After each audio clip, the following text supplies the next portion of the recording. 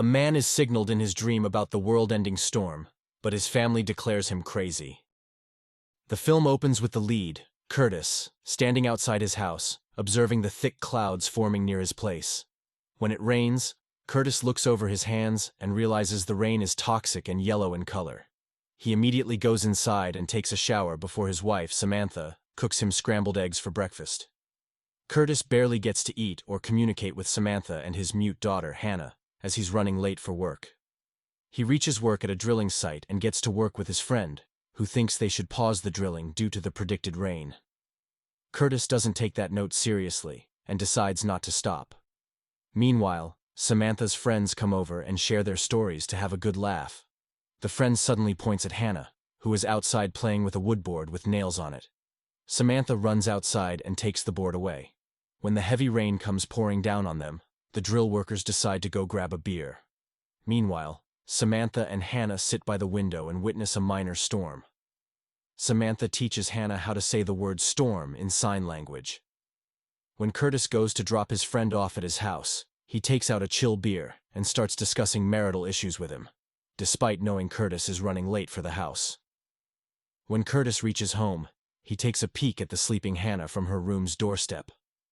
Samantha joins in and tells Curtis how Hannah won't communicate with other kids and would rather play with a wood board with nails on it. This reminds her to give Curtis a notice about cleaning the pile of broken furniture near the storm shelter their house has. Up next, we see Curtis standing outside his house, witnessing a giant tornado forming, and his dog, Red, aggressively attacking and biting his arm for keeping him tied up. He immediately wakes up and realizes he was dreaming all that. That morning, he acts weirdly and forces Hannah to sit on the table for breakfast, which concerns Samantha. Hence, Curtis leaves without having breakfast. At work, their boss tells them to pick up their pace and stop using rain as an excuse to take long breaks during the drilling, or else their company will lose its permit. Curtis doesn't listen to him, as he's still distracted by the pain in his arm right where Red bit him in his dream. When he goes to the drilling site, he alone witnesses millions of birds migrating together, which has him worried. He comes home a little late, so Samantha doesn't let him shower and takes him straight to Hannah's class, where the teacher helps the parents get a better understanding of the sign language.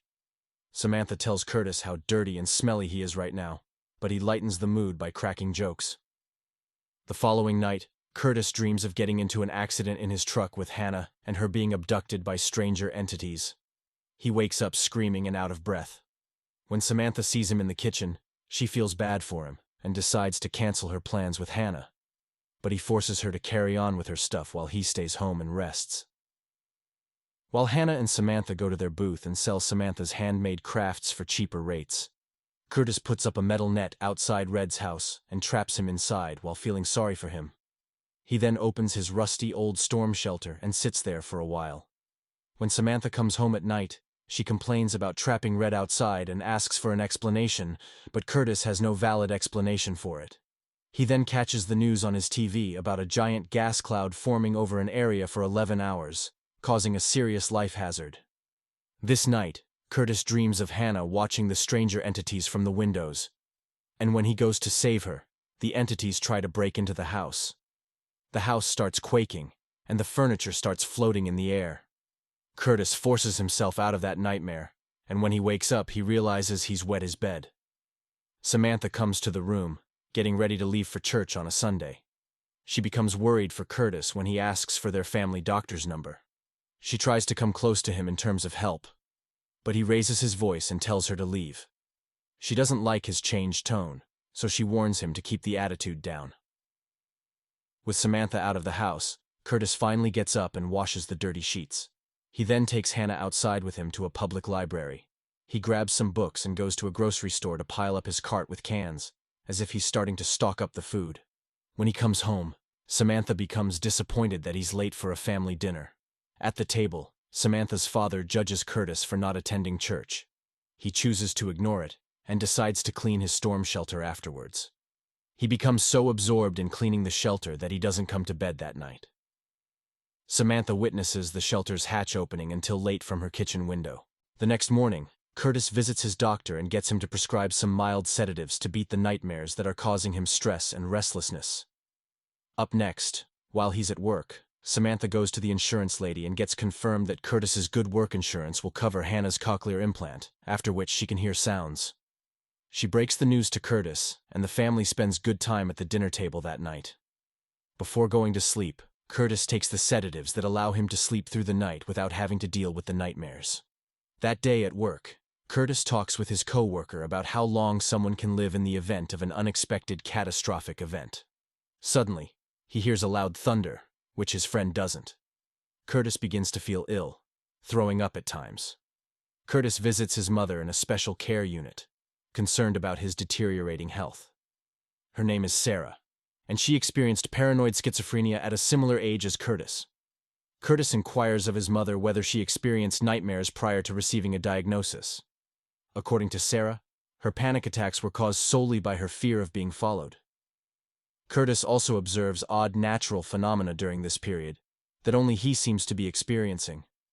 The following night, Curtis experiences another nightmare despite being on sedatives. He's unable to discern between reality and a nightmare. This paranoia leads Curtis to break work regulations and use work equipment to construct a second spare container shelter next to the existing one to expand the storm shelter. In order to begin construction on the shelter, he also secures financing for home renovations, which he keeps a secret from Samantha. Samantha grows enraged at witnessing Curtis excavating the backyard. He has handled all financial choices alone, which has led to arguments between them. Samantha seeks an explanation for Curtis's peculiar recent acts, knowing that Hannah's implant plan is quickly approaching. Curtis, on the other hand, claims there is nothing to explain and exits the room.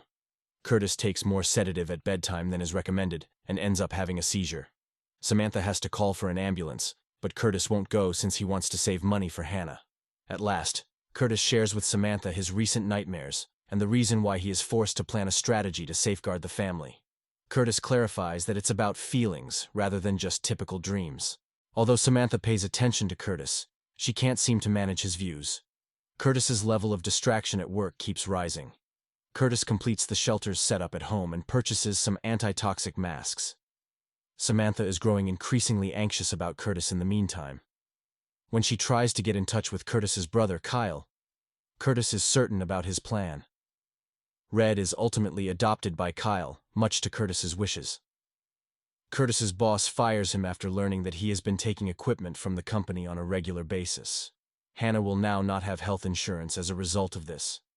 Samantha gets upset and slaps Curtis in the face after learning about this. She decides to separate from Curtis, but has a hard time leaving because of Hannah. She recommends saving money for his treatment with a licensed psychiatrist instead of continuing with the summer beach trip. The family gathers to share food at a gathering. They get into a quarrel as Curtis's former co-worker approaches him. Hannah is scared when Curtis has a tantrum and scares everyone at the party. He shouts at everyone that he's not insane and that nobody can prepare for the destructive storm that is approaching. Even though Samantha is aware of how toxic her marriage has become, she gives Curtis an embrace to help him feel better and gets back home with Curtis and Hannah. Later, the family is awakened by a tornado warning. They dash to the recently constructed shelter. Curtis meticulously covers his family with masks.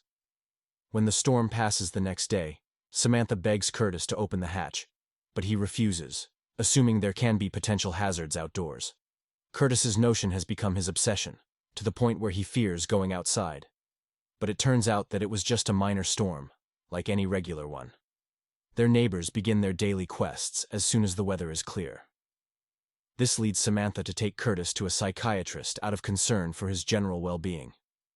After the session, the doctor suggests that Curtis follow a rigorous treatment program at a facility, necessitating a period of time away from his family. This proposal frustrates Curtis and Samantha, because Curtis has never lived away from his family. Hence, the doctor suggests taking a vacation to freshen up and start the medical plan later. Subsequently, we see Hannah and Curtis enjoying making sandcastles at the beach as Samantha prepares meals for the family. Hannah signs "Storm" all of a sudden. Samantha witnesses oil rain falling into her fingers shortly after, just as Curtis had long warned her it would. They notice a massive storm cloud and what appears to be a tornado striking down in the distance. Here, the movie ends. Thank you for being a part of Instant Movie Recaps. If these tales of mystery and intrigue sent shivers down your spine, make sure to hit that like button and subscribe to Instant Movie Recap for more bone-chilling narratives. Stay tuned, and until next time, stay captivated.